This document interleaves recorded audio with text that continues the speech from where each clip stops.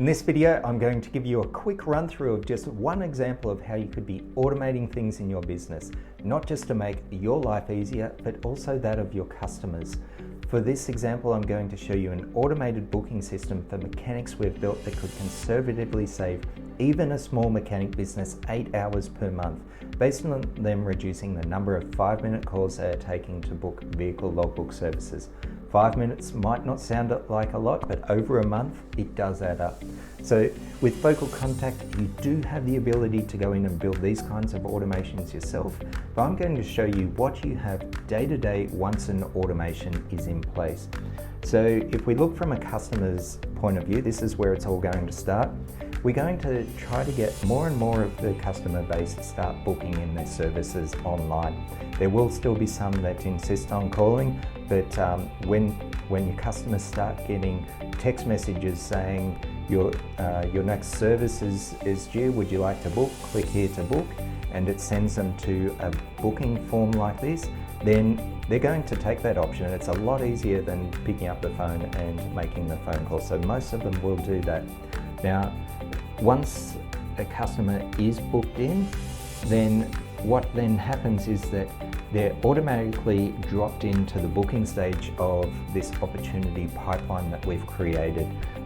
So it's either an existing customer, they would have a card like this that represents their vehicle, that's updated and they're moved into the booking stage, or this opportunity card is created for a new customer via the automation in the background.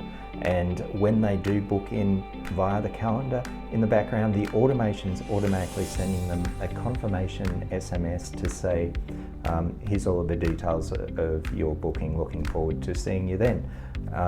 And that's where this opportunity will sit up until 3 days before, where the automation will automatically move them. And for the purpose of moving between the columns, this is really just for the business owner so that they have a view of what's going on.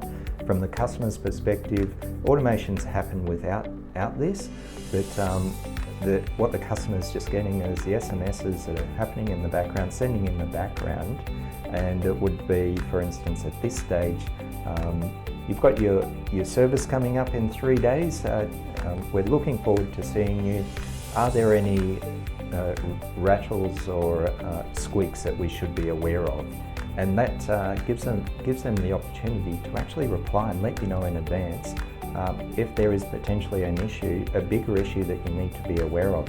And if they do reply, it might be that that's a prompt where, as a business, you would actually call that customer just to find out a few more details, to find out if maybe you need to make sure that you've got some parts in stock and potentially pre-order those parts so that on the day you're not running around trying to get your parts wholesaler to make sure that they can deliver on that same day.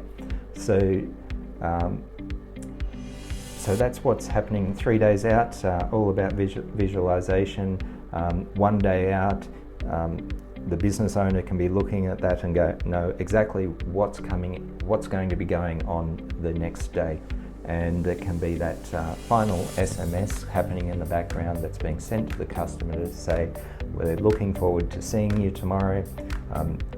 You've booked in for a drop-off at 8 a.m. We do open at 7 a.m, so you can drop off earlier if it's convenient to you.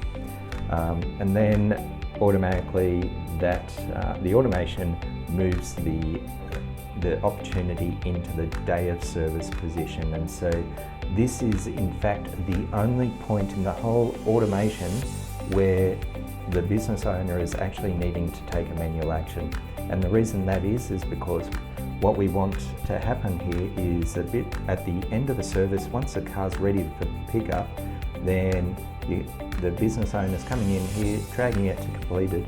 In the background, text messages is sent automatically, say, your vehicle's ready for pickup, we'll see you soon. And so that's the prompt for obviously the customer to come and pick up their car. And then off the back of that, the automation then follows on off the back of that to, okay, is this customer tagged as having left a Google review in the past? If they have, then we're not going to take any action right now. But if they haven't previously left a Google review, then automatically a text message is sent to the customer asking them if they did enjoy the experience of using you, then would you be willing to leave a Google review, essentially as a gist of what the text message would be sending, and then if they you would have process in place to if a review is left, then tagging that customer as having left a review. If they and until they do, then a week later it may send another follow-up saying, hey, would you like to leave that review again, essentially. But at that point, what's going on now is that the automation is going to drop them into holding, and that's where they're going to sit for the next 5 months. So you can forget about them and for now, and actually you can forget about them for longer, because the automation is going to handle the rest of it for you. Because what's going to happen is it's going to still give you this visual representation. It's not entirely necessary because the automation is doing this in the background anyway, but just making sure you've got a visual so you know exactly what's going on through your entire service pipeline. But through each of these stages, text messages are actually being sent in the background to the customer to get them to book into for their next service that's due. Like regular services happening every 6 months, you know that. So that's something that you can actually put in automations to account for, because when it comes to running a business, repeat business and increasing the lifetime value of every single customer is a no-brainer for any business. It's easier selling to somebody that you've already sold to before than to go out and find new customers. So this here is now making sure that you're getting this repeat business, and it's all happening on autopilot. And the only point at which it goes off autopilot is if they don't book in their next service. And it's going to get to the point of being overdue. There's going to be one final text message where it's just like, you still haven't booked, and there might be more depending on whether they do book or whatever. But in amongst that, we're going to actually include a prompt to the business owner to say, this person is now overdue for a service. It's probably about time where we might have a manual action to have a phone call to the customer just to get their car booked in. But that's no serious thought on the part of the business owner. They're not having to keep track of all of these things. It's all being done for them, and they're being sent these prompts suggesting that they make a phone call to the customer.